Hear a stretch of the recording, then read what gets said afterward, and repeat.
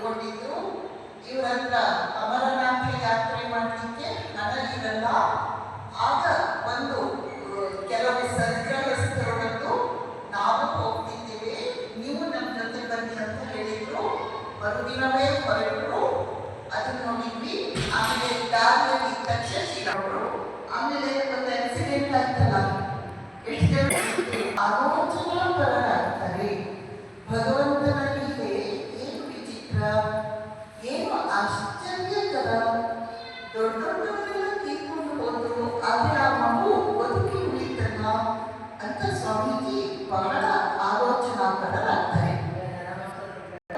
ಮುಂದಕ್ಕೆ ಹೋಗ್ಬೇಕು. ಮುಂದಕ್ಕೆ ನಡೆದುಕೊಂಡು ಹೋಗ್ತಾ ಇರುವಾಗ ಸ್ವಾಮೀಜಿ ಇದ್ದಾರೆ, ಅವರ ಗುಂಪಿನ ಜನ ಇದ್ದಾರೆ, ಜೊತೆಯಲ್ಲಿ ಇನ್ನೂ ಎಷ್ಟೋ ಯಾತ್ರಿಕರು ಅಮರನಾಥ ಯಾತ್ರೆಗೆ ಹೋಗ್ತಾ ಇದ್ದಾರೆ, ನಡೆದುಕೊಂಡು ಹೋಗ್ತಾ ಇದ್ದಾರೆ.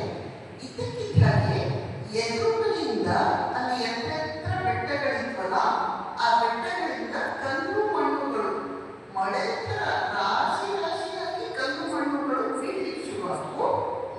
ಎಲ್ಲ ಜನ ಓಡಿ ಹೋಗಿ ಅಂತ ಕಿರಿಚ್ತಾರೆ. ಆದರೆ ಓಡಿ ಹೋಗ್ಲಿಕ್ಕೆ ಜಾಗವೇ ಇದೆ, ಜಾಗವೇ ಇಲ್ಲ. ಆ ರಸ್ತೆಯಲ್ಲಿ ಎಲ್ಲ ಕಡೆ ಆ ಎದುರುಗಡೆ ಬೆಟ್ಟದಿಂದ ಕಲ್ಲು, ಸಣ್ಣ